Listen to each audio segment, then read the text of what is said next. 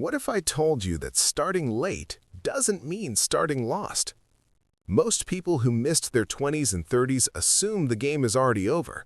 It's not, but the rules are different now. And if you play by the wrong ones, you'll run out of time before you run out of excuses. I'm Mike, and today we're going through exactly what to do when you're starting your financial journey late. No fluff, no feel-good nonsense, just the math, the moves, and the mindset that actually works. Let's get into it. The reality check. Here's the hard truth nobody wants to say out loud. If you'd started investing just $100 a month at 25 with an average 10% annual return, you'd have over $1 million by 65. $1 million from $100 a month. Now let's say you're starting at 45. Same $100, same return, same discipline. You won't have $1 million. You won't even have $500,000. You won't even have $250,000. You'll have under $100,000. Even if you double it to $200 a month, you're looking at around $150,000. That gap isn't punishment, it's math. And math doesn't care about your feelings, but it does reward your actions. So here's what we do about it. Step 1. Stop beating yourself up and start. Nearly 30% of Americans have zero retirement savings. Almost 40% aren't contributing anything to a retirement account right now. You are not the exception. You are the rule. The problem isn't your past. The problem is what you do in the next 10 minutes after this video ends. Because here's what's true. A 45-year-old in good health has 20 years until traditional retirement age. A 55-year-old has 10. And 10 years of focused, intentional action can completely transform a financial life, if you actually commit. The first move is mental. If you walk around believing you'll never be financially stable, that belief will make every decision for you. Your mindset is either your biggest asset or your most expensive liability. Choose accordingly. Step 2. Take honest inventory. You need to know exactly where you stand. Not a rough idea, not a vague sense. Exact numbers. What do you earn every month after tax? What do you owe? What do you own? What does your money actually do between payday and the next one? Here's the thing most people miss. Wealth isn't about income. It's about the gap between what comes in and what goes out, and what you do with that gap. High earners go broke every day. Modest earners retire comfortably every day. The difference is never the salary, it's the system. If you bring home $4,000 a month and your necessary expenses are $3,500, you have $500 to work with. Get a raise to $8,000? Keep your expenses at $3,500 and now you have $4,500 a month to build with. But most people let their expenses expand with their income. New car, bigger house, higher insurance, and suddenly the raise disappears before it ever hits the investment account. Don't let lifestyle inflation eat your second chance. Step 3. Track every dollar for 30 days. You cannot fix what you can't see. Commit to 1 full month of tracking every single transaction, not to punish yourself, to inform yourself. Because most people have no idea where their money actually goes until they look. I've seen people find $200 a month in coffee alone. Not fancy dinners, not vacations. Coffee. Use a spending app. Print your bank statements. Go line by line. Find the waste. Find the subscriptions you forgot about. Find the patterns. That's not budgeting. That's intelligence gathering.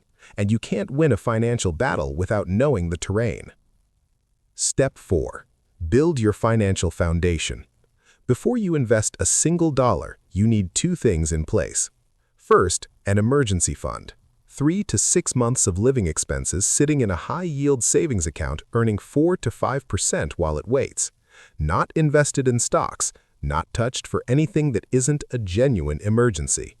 Without this, 1 unexpected car repair, 1 medical bill, 1 job disruption, and you're swiping a credit card at 20% interest to survive. That one move undoes months of progress. Second, stop spending money on things you genuinely don't need. Not the things you enjoy, the things you don't even notice. The subscriptions that auto-renew, The impulse buys that felt small but compound into hundreds monthly. A solid foundation isn't glamorous, but without it, everything built on top eventually collapses. Step 5. Give every dollar a job. Here's the system that changes everything.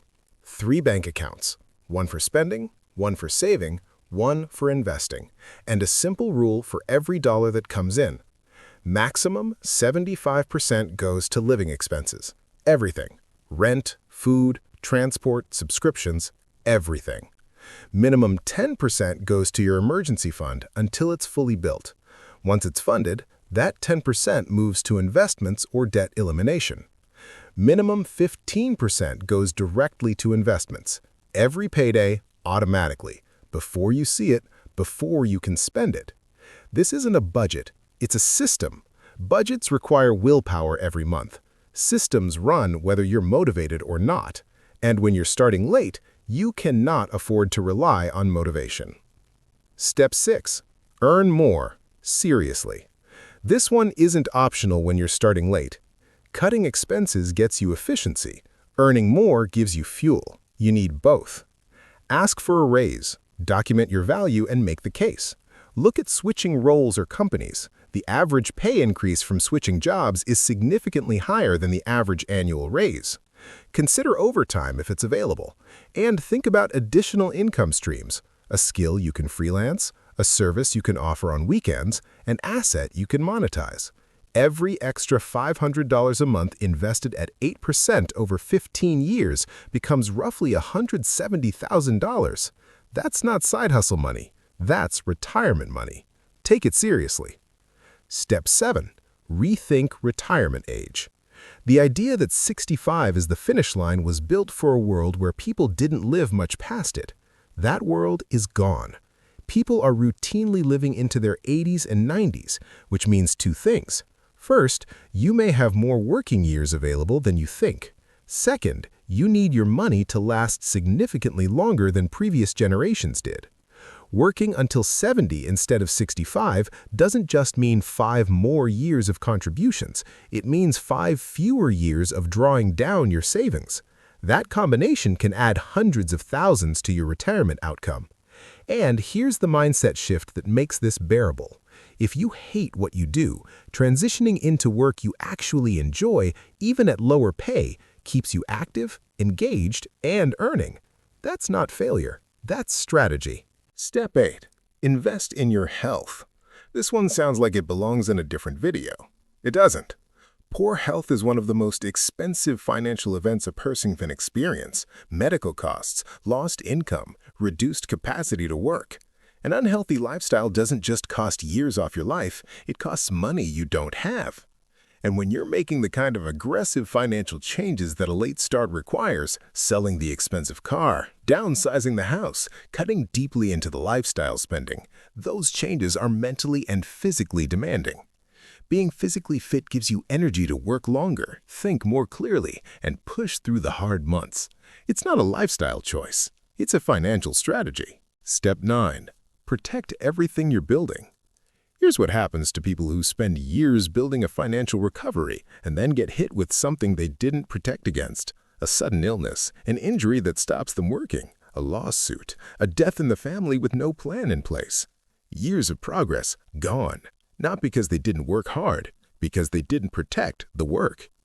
Get term life insurance if people depend on your income. Look into disability insurance. Your ability to earn is your most valuable asset, and most people insure their car more carefully than their income. Review what your employer provides and understand exactly what you're covered for. And get a will. It doesn't take long and it isn't expensive, but without one, the state makes your decisions, and the state has never met your family. The closing. Here's the truth about starting late. You don't get to be casual about it. You don't get the luxury of inconsistency. The margin for error is smaller, which means the decisions have to be sharper. But the path still exists. 30% of Americans have nothing saved, and every single one of them can change that starting today. Not next year, not after the next raise, today. The 10 years in front of you are the most financially important of your life, not because the past doesn't matter, but because the future still does. Start now. Build the system. protect what you build, and don't stop. If this gave you something real, subscribe, drop a comment, and share it with someone who needs to hear it. See you in the next one.